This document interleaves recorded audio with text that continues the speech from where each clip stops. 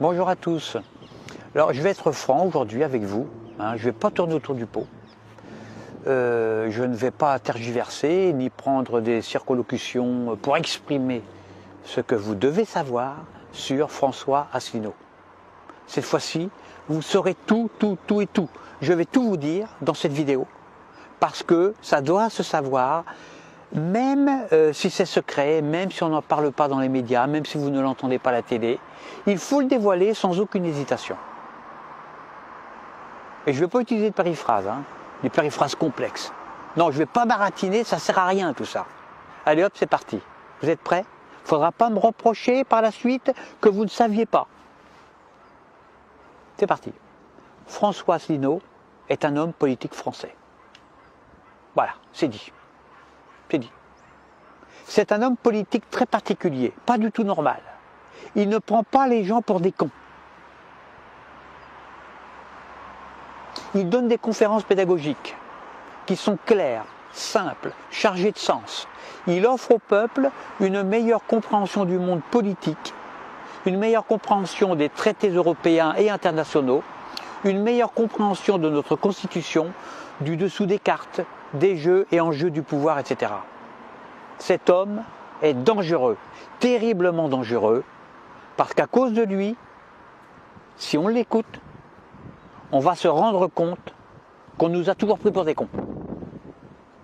Le résultat inquiétant, très inquiétant même, c'est qu'à cause de lui, le peuple retrouve désormais goût à la politique au sens noble du terme. François Asselineau envisage même de redonner le pouvoir au peuple par le RIC, le fameux référendum d'initiative citoyenne. Alors vous comprenez pourquoi il faut le censurer. C'est pas très chaud là. Et si on s'aperçoit qu'on nous a pris pour des cons, et donc qu'on est des cons, on va forcément déprimer. Et il y a plein de petits asseliniens qui se reproduisent partout en France. Il y en a partout, de plus en plus. Ils sont comme des schtroumpfs ou des gremlins. Ils se diffusent dans toutes les strates de la société, au niveau horizontal, vertical, de biais, partout. Moi, quand je mange ma soupe tous les soirs, j'en arrive à me méfier. Parce que j'ai peur d'en avaler un, et puis qui me remonte au cerveau, et puis qui me le chamboule dans tous les sens. C'est terrible. Un asselinien se reconnaît au fait qu'apparemment, il ressemble à tout le monde. Extérieurement, son cerveau est normal, mais à l'intérieur, la connexion de ses câbles est extrêmement complexe. Ses synapses sont en surchauffe permanente. En général, il fume par le haut. À cause de cet énarque, François Asselineau, et si on l'écoute, eh bien on risque de devenir plus intelligent, ou plutôt plus clairvoyant. Autrement dit, on risque de découvrir qu'avant d'écouter ces conférences, on était des naïfs, des ignorants, des cons. C'est quand même dur à avaler ça, c'est quand même très dur. Alors moi je préfère être un gros con. Pourquoi? L'avantage d'être un gros con, c'est qu'on ne déprime jamais, puisqu'on ne se remet jamais en question. On se réconforte entre les cons, entre les autres cons, on se frotte les uns contre les autres, sans jamais se remettre en question. La connerie est mieux que la cocaïne. C'est gratuit, facile à trouver, il n'y a pas besoin d'ordonnance, c'est plus sain pour le corps, et puis les paradis artificiels engendrés, eh bien, sont beaucoup plus beaux. Le con lumineux est doté d'une auréole de conneries qui brille même en plein jour, même en plein soleil. Et c'est pour cette raison que peu de gens écoutent Asselineau, que les grands médias ne l'invitent jamais, qu'on le caricature, qu'on le censure, qu'on le diffame. Parce que les cons ont peur de quitter leurs conneries.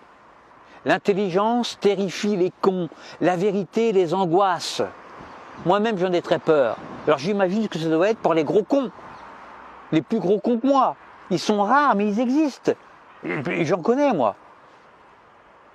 Alors comment faire pour neutraliser Asselineau, François Asselineau? Parce que si on le laisse faire, le peuple, lui, il sera plus clairvoyant et puis il se laissera plus faire.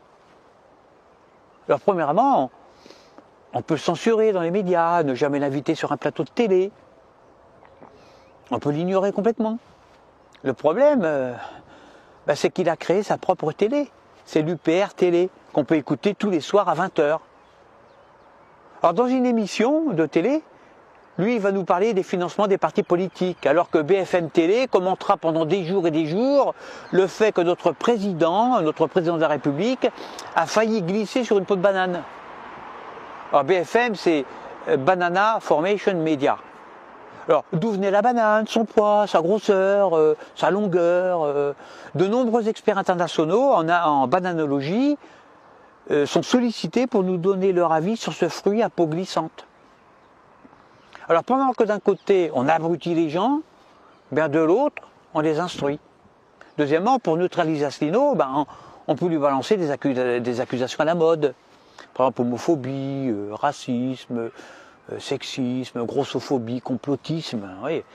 Arachnophobie. Ah non, ça, non, on a encore le droit d'avoir peur des araignées. Hein. Alors le problème, c'est qu'Asselineau, lui, il ne clive pas les gens, il n'oppose personne. Il n'oppose aucun groupe entre eux. Il n'est pas dans la polémique stérile, ni dans la provocation. Et puis ses reproches sont usés finalement. Hein. Bon, homophobie, sexisme, etc. Bon, c'est fini, on n'y croit plus. Hein.